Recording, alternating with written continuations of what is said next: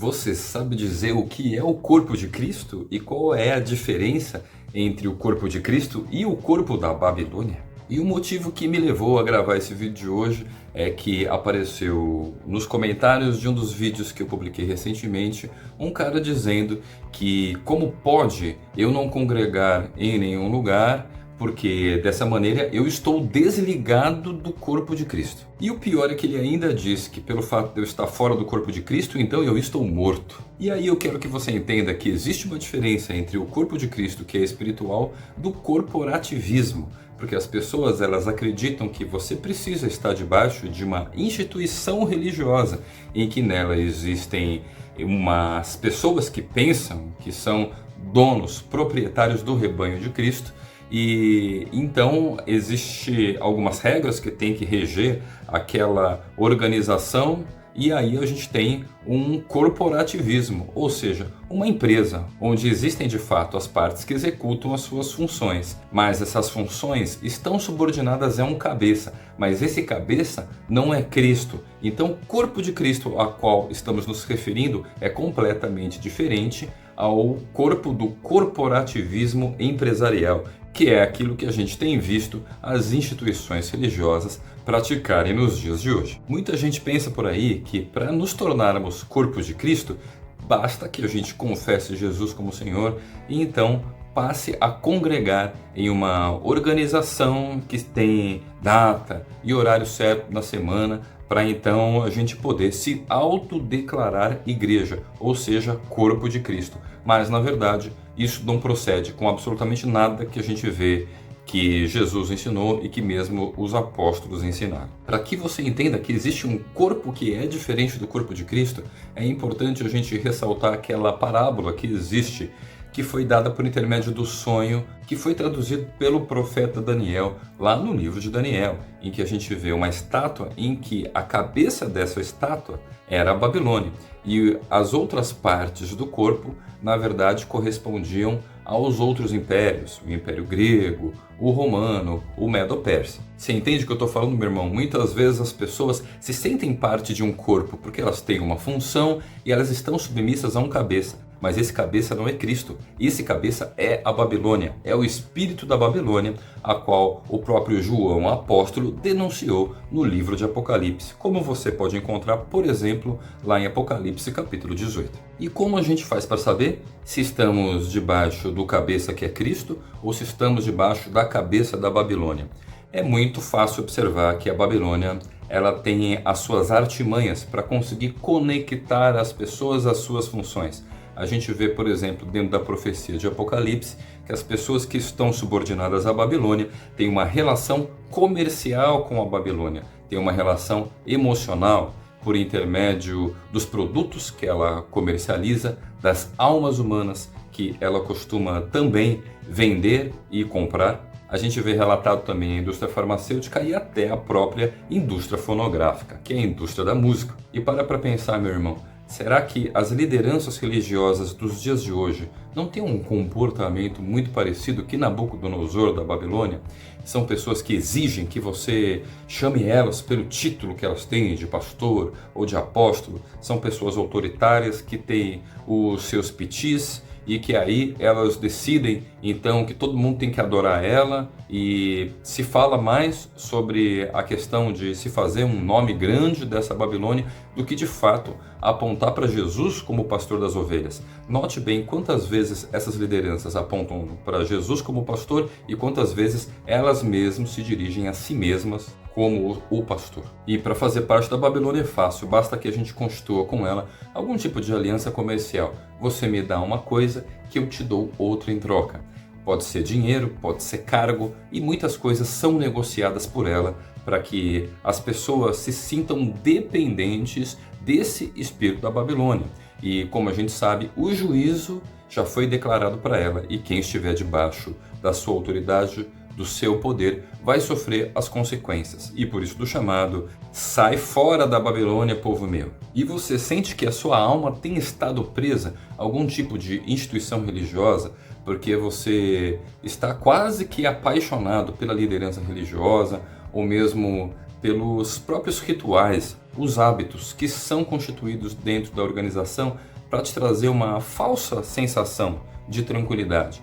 Porque tem tudo um horário certo, uma organização para acontecer, mas isso tem causado em você uma dependência emocional, a ponto de que, se você descobrir um dia que existe um roubo ou algum tipo de ilegalidade, de crimes acontecendo nos bastidores dessa instituição, você simplesmente teria o seu chão caído, ou seja, como se os alicerces da sua casa tivessem desabado. Será que você tem colocado a sua segurança emocional nessas lideranças religiosas no espírito da Babilônia? E antes que você pense que esse papo não existe de corpo da Babilônia ou corpo de Cristo, que o corpo de Cristo é sim aquele grupo de pessoas que se reúne debaixo de uma hierarquia, que se congrega em uma sinagoga cristã, né? As pessoas não gostam que eu dê esse nome, mas o fato é esse, né? O nome do salão é sinagoga. Esse sempre foi o nome que era utilizado no primeiro século. Então sempre quando você vê, né, um salão de reunião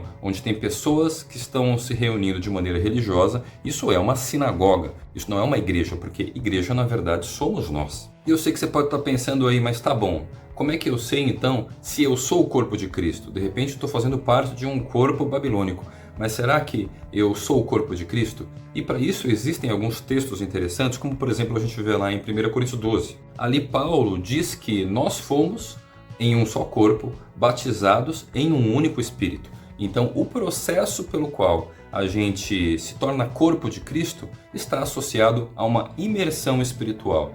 Quer dizer, uma experiência de transformação espiritual por intermédio de um nascimento, em que a gente emerge dentro do Espírito, para que a gente então nasça como uma nova criatura. E note bem que eu não estou me referindo a ser batizado na água, porque até no primeiro século, como a gente vê, muitas pessoas eram batizadas na água, até mesmo por João Batista e tal, e não se arrependiam, faziam aquilo simplesmente para que elas se sentissem parte de algum tipo de movimento, para que não estivessem se sentindo como se estivessem fora, né, de alguma moda religiosa que está se passando. Muita gente se batiza na água dessa maneira, mas Jesus está se referindo à questão de sermos um só rebanho, de sermos um só corpo, quando somos nascidos do Espírito. E Jesus mesmo disse lá no capítulo de João 3 que um nascido do Espírito não sabe de onde vem e nem de onde vai.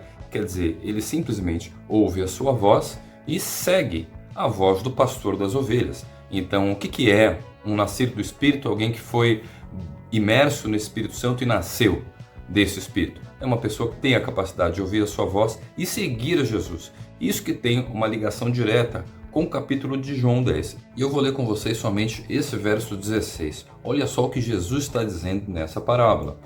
Tenho outras ovelhas que não são deste aprisco, ou seja, desse curral, desse lugar onde as pessoas se reúnem para se alimentar, ou seja, das sinagogas, que podem ser também as sinagogas cristãs. Ele continua, é necessário que eu as conduza também, essas ovelhas, ele está se referindo, e elas ouvirão a minha voz, e haverá um só rebanho e um só pastor. Entenda com isso, meu irmão, que Jesus está profetizando aqui sobre o corpo dele, que não existem diversos corpos, existe um só corpo, um só rebanho e um só pastor. Só que o que a gente tem visto por aí são diversos corpos corporativistas e diversas lideranças diferentes do pastoreio de Jesus.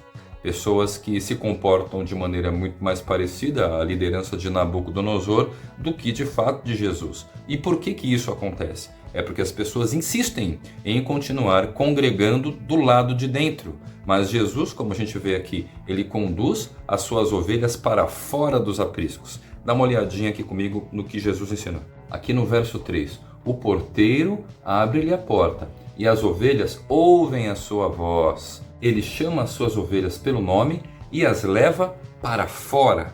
Você vê que Jesus está chamando as suas ovelhas para fora dos apriscos, para fora dos sistemas, sejam eles políticos governamentais ou sistemas religiosos. E como a gente sabe, as igrejas, entre aspas, nos dias de hoje, estão aliançadas com o Estado. Um comportamento que a gente vê acontecendo desde o século III, com a figura de Constantino, que mesmo os católicos não reconhecendo isso, esse sim foi o primeiro Papa da Igreja Católica. E aí pensa comigo, meu irmão, se Jesus vai formar o corpo dele, o rebanho dele, do lado de fora do sistema religioso, se você está do lado de dentro, é porque você está no corpo errado, velho. A própria palavra igreja, que vem do grego eclesia, mostra claramente isso.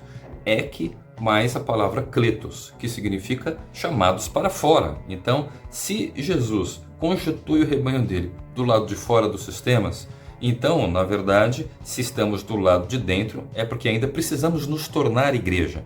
Muita gente faz o chamado por aí para que a gente venha se reunir dentro da igreja, mas Jesus nos chama para atuar compartilhando a palavra dele do lado de fora dessas, entre aspas, igrejas que nada mais são do que sinagogas cristãs. E na verdade nem tem nada de cristão, porque o termo cristão se refere a um discípulo de Jesus, e as pessoas estão seguindo homens e não o verdadeiro pastor das ovelhas, o bom pastor Jesus. E afinal de contas, se ele é bom, os outros só poderiam ser o quê?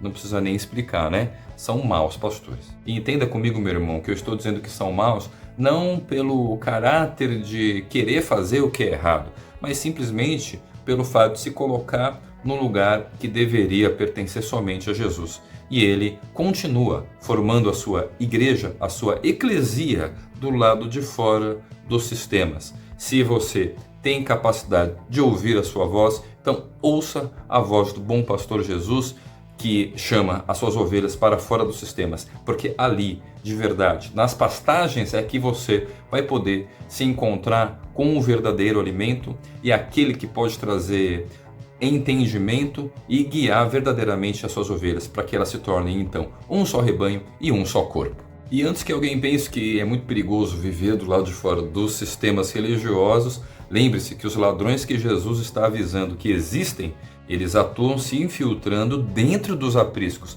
dentro das sinagogas. É ali que você vai encontrar os mercenários e os ladrões, que são outros personagens esquisitos que a gente vê aqui relatado no capítulo de João 10. E se você é daqueles que se sente mais conectado com as lideranças religiosas do que com Jesus, então preste atenção para ouvir a voz do bom pastor das ovelhas te chamando para fora do sistema religioso. E se você tem o interesse em compreender melhor o que é esse tal de sistema babilônico, então dá uma olhadinha nesse vídeo que eu já gravei a respeito desse assunto e a gente se vê então nas próximas palavras. Falou! Se inscreva no canal e ative o sininho para receber as notificações dos próximos vídeos. Tchau!